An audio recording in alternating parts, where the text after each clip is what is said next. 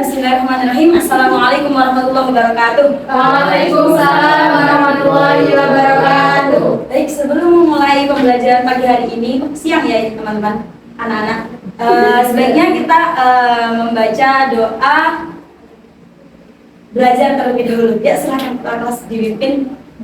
Sebelum kita memulai pembelajaran di siang hari ini, mari alangkah baiknya kita melakukan berdoa bersama terlebih dahulu. Berdoa mulai.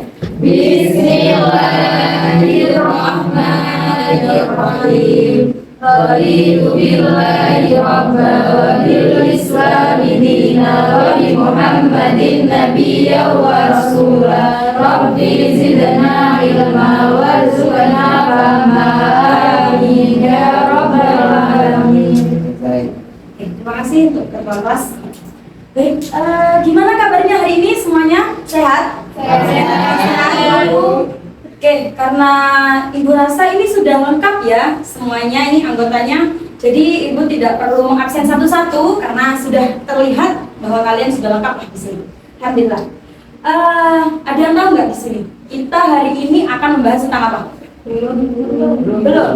Masih belum membaca modul semua ini berarti? Oh, buku aja? Belum. Oke. Sebelumnya Ibu akan ngasih contoh ya. Ini ada yang pernah beli HP baru nggak di sini? Pernah. Kalau kita beli HP baru, biasanya selain dapat boxnya nih, kita dapat apa lagi? Ada buku panduan, ya kan? Atau kalau kita beli dispenser atau beli mesin cuci, ya itu pasti ada buku panduannya. Nah, kalian tahu nggak? Kalau manusia ternyata juga ada loh buku panduannya. Tahu apa enggak? Tidak. Masih belum tahu? Oke.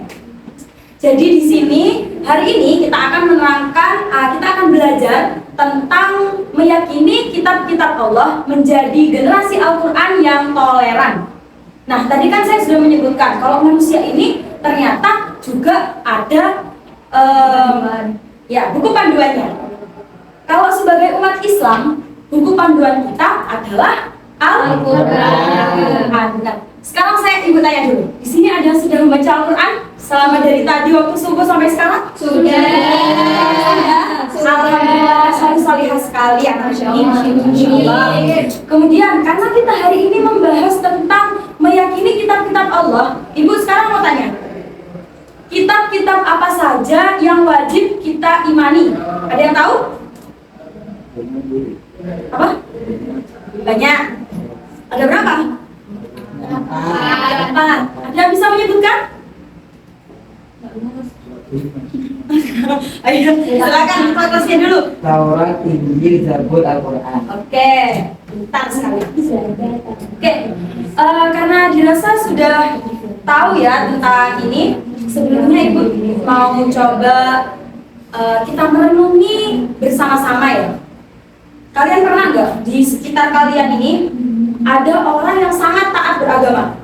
Ada. Ada juga anak-anak yang suka yang tawuran. Ada nggak? Ada. Banyak ya. Ada yang suka berbohong juga. Ada nggak? Banyak. Nah, kalian tahu nggak kok bisa ada perbedaan dari dua orang ini? Karena apa? Kurangnya membaca Al-Quran. Kurangnya baca Al-Quran. Apalagi? Karena imannya. Kenapa imannya? Kurang Tipis tisu ya. Oke, nah ya salah satunya kenapa? Karena dia tidak merealisasikan atau tidak mengamalkan apa yang ada dalam buku pedoman kita. Apa buku pedomannya tadi? Al-Quran. Sekarang Ibu mau tanya lagi nih. Kan kita membahas tentang mengimani kitab-kitab Allah. Ada yang tahu iman sendiri itu mempunyai arti apa? Percaya. Ya, percaya. Punya arti percaya. Ada yang lebih panjang lagi, melebar lagi? Yakin. Ya, yakin bisa. Ya, langsung saja ya Ibu terangkan bahwa iman itu ya benar percaya. Secara bahasa percaya. Tapi secara istilah iman ini panjang anak-anak. Jadi meyakini dengan hati, mengikrarkan dengan lisan, dan melakukan dengan perbuatan. Nah, dengan perbuatan. Kalau tadi kita berkaca pada anak-anak yang sering tawuran atau anak-anak yang sering berbohong tadi, katanya ada imannya kurang. Apanya yang kurang? Bisa jadi dia kurang mengamalkan. Berarti imannya sempurna apa tidak? Tidak. Maka di sini kita akan belajar supaya iman kita sempurna. Kita akan belajar gimana caranya kita tidak hanya secara hati atau lisan saja yang meyakini, tapi juga mengamalkan secara perbuatan. Oke. Sekarang tadi kayaknya sudah ada yang menyebutkan ya. Kitab-kitab yang wajib kita imani ada berapa? 4. Ada 4. Yang pertama apa? Kitab Taurat. Yang kedua kitab Zabur. Yang ketiga Injil. Kemudian yang keempat Al-Quran. Nah, kitab Taurat sendiri itu diturunkan kepada Nabi Musa.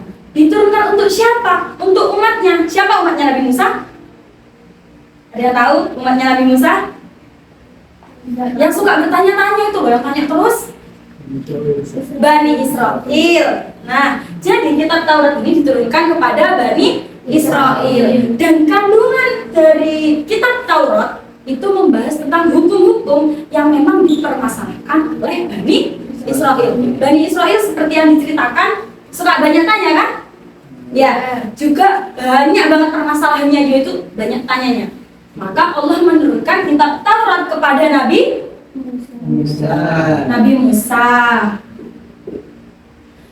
Oke, lanjut kepada kitab Zabur. Nah, kitab Zabur diturunkan kepada siapa? Nabi Daud. Ada yang tahu juga nggak? Ini diturunkan untuk kaum siapa? Kaum yang mana? Ada yang tahu? Tuh. Oke. Kitab Taurat dan juga kitab Zabur ini sama-sama diturunkan untuk Bani Israel. Tapi ada bedanya. Loh, apa bedanya? Kalau Taurat tadi membahas tentang hukum, sedangkan kalau Zabur di sini hanya berisi nasihat, cerita-cerita, dan juga sanjungan kepada Allah. Sehingga Bani Israel pun kalau mau mengambil hukum atau ada sebuah permasalahan di kaumnya Nabi Daud ini, tetap ambilnya pada kitab Taurat. Gitu. Ya, jadi yang membedakan itu isinya. Bani Israel dan ini sama-sama ke Bani Israel. Bisa dipahami? Bisa. Oke, kita lanjut pada kitab yang ketiga, kitab Injil. Ayo, kitab Injil diturunkan kepada siapa? Ada yang tahu? Nabi Isa. Oke, pintar, Nabi Isa. Nabi Isa ini ada di kaumnya siapa? Bani Israel juga. Ya, nah, jadi ketiga kitab ini semuanya ada di Bani Israel. Kenapa? Saking banyaknya permasalahan. Gitu. Cuman kalau untuk kitab Injil itu, dia itu gunanya adalah untuk menyempurnakan kitab Taurat yang telah berakhir pada masanya. Jadi karena ini sudah lewat ya, masanya jauh kan, dari Nabi Musa, Daud, kemudian ke Nabi Isa. Sampai Nabi Isa maka ganti ke Injil. Gitu. Dan untuk menyempurnakan semuanya, karena di sini ternyata banyak kesesatan anak-anak. Sehingga diperbaiki dengan adanya kitab Injil. Seperti itu. Yang terakhir. Nah, yang terakhir ini kitabnya kita ya. Kita umat apa? Islam. Berarti diturunkan kepada Nabi Muhammad SAW. ya, Nabi Muhammad ya. Oke.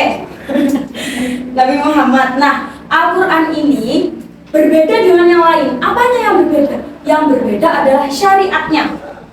Jadi kalau di sini kan ada hukum-hukum nih, di sini juga ada hukum-hukum. Tapi ketika sudah sampai pada masanya Al-Quran, maka hukum ini semuanya beda, syariatnya beda.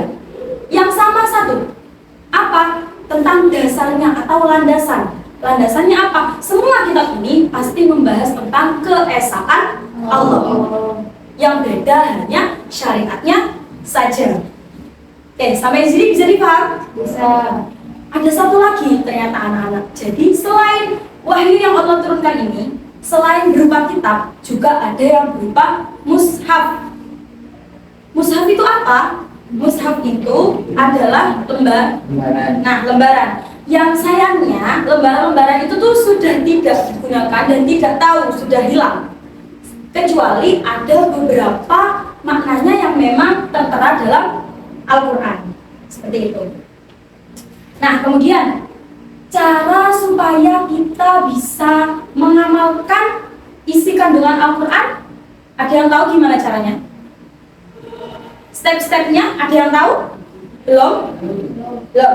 Nah, caranya kita agar bisa mengamalkan adalah yang pertama, ini bisa dicatat atau tidak, ada apa-apa.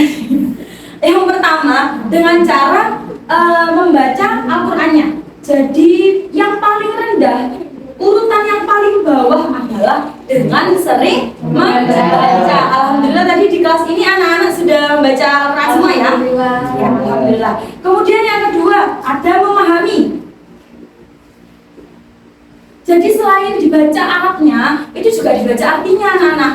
Ada yang sering membaca artinya enggak? Belum ya, bukan tidak, belum. Berarti insya Allah akan dilakukan kan? Ya. Oke. Jadi tahap kedua, tangga kedua adalah memahami. Kemudian ada tangga ketiga yaitu mentadaburi dulu. Jadi diangan-angan ini apa? Setelah itu baru diamalkan. Oke, jadi ini adalah step-step. Jadi kalau sampean mungkin merasa berat untuk langsung mengamalkan, tidak apa-apa, sampean mulai dari awal, membaca dahulu, kemudian memahami artinya, oh ini maksudnya ayat ini. Akhirnya apa? Kalau sampean sudah terbiasa untuk membaca, memahami dan mentadaburi, kalian akan mengamalkan. Itu gak sulit. Tuh. Bisa dipahami ya? Bisa. Bisa. Oke, sampai sini ada pertanyaan? Ya, silakan. Kita kan, saya ingin bertanya ya Bu, kita kan umat Islam tuh nggak wajibnya hanya mengimani kitab Al-Quran saja. Tapi kan kitab yang Allah turunkan itu ada 4. Apakah kita diperbolehkan untuk beriman kepada keempat kitab tersebut? Oke, jadi pertanyaannya sebelumnya saya klarifikasi dulu bahwa yang harus kita imani bukan hanya kitab Al-Quran. Jadi semua kitab yang Allah turunkan, berarti ini juga ketiganya juga harus kita imani. Pertanyaannya mbaknya, apakah boleh dan bagaimana caranya mengimani, gitu ya? Oke, sekarang kita bahas bersama-sama saja biar kita sama-sama tahu ya, sehingga saya akan membagi 2 kelompok seperti yang tadi ya, Mas Iqbal, Mas Raju, Mbak Putri dan Mbak Ayu, kemudian Mbak Mus, Mbak Iin, Mas Daniel dan Mas Nana, untuk memusyawarahkan atau mendiskusikan dengan temannya gimana sih caranya kita itu untuk mengimani kitab-kitab Allah yang lain. Oke, memori sudah? Ya silakan, ada yang mau menjawab? Oke, mau? Ya silakan. Ya. Iman kepada kitab terdahulu bukan berarti meyakini semua isi kandungan yang terdapat dalamnya, akan tetapi yang dimaksud dengan beriman kepada kitab terdahulu adalah hanya meyakini isi kandungan yang sesuai dengan Al-Quran saja. Meskipun demikian, kandungan yang tidak sesuai dengan Al-Quran tidak berarti salah. Kandungan itu tetap benar, tapi hanya berlaku pada zamannya saja dan sudah dihapus dengan diturunkannya Al-Quran. Oke, terima kasih. Jadi hasil diskusi dari kelompok pertama adalah bahwa yang kita imani itu yang isi kandungannya itu sama dengan kandungan Al-Quran. Itu adalah cara kita mengimani kitab Allah yang lain. Gitu. Oke, sudah dirasa materi kita sudah cukup ya untuk hari ini. Sebelumnya Ibu mau meminta kalian bersama-sama bersama Ibu untuk menyimpulkan materi dari awal. Tadi Ibu menerangkan tentang iman. Apa arti iman? Percaya. Percaya. Kalau secara panjangnya atau lebih lebarnya? Meyakini dengan hati, mengikrarkan dengan lisan, dan dengan perbuatan. Oke. Ada berapa kitab yang harus kita imani? 4. Apa saja? Taurat, Zabur, Injil, Al-Quran. Oke. Baik. Dirasa sudah cukup ya. Ibu mau memberikan kalian tugas di buku paket itu ya, di tugas uji kompetensi. Silakan dikerjakan. Insya Allah itu mudah-mudah karena kalian semua sudah pintar. Tadi waktu ibu tanya sudah bisa semua ya. Oke. Minggu depan insya Allah kita juga akan membahas tentang bab sabar dan juga amanah. Oke. Mungkin cukup sekian pertemuan hari ini. Semoga pertemuan hari ini bisa bermanfaat untuk kita semua. Untuk ketua kelas silakan dipimpin doa kafaratul majlis. Untuk mengakhiri pembelajaran hari ini, kita akhiri dengan berdoa bersama. Berdoa memulai. Bismillahirrahmanirrahim. Subhanallahumma wa bihamdika asyhadu an la ilaha illa anta astaghfiruka wa atubu ilaik. Walhamdulillahirabbil alamin. Terima kasih untuk ketua kelas. Terima kasih juga untuk anak-anak didik ibu karena sudah semangat dan juga sangat aktif ya dalam pembelajaran siang hari ini. Ibu pamit terlebih dahulu. Assalamualaikum warahmatullahi wabarakatuh. Waalaikumsalam warahmatullahi wabarakatuh.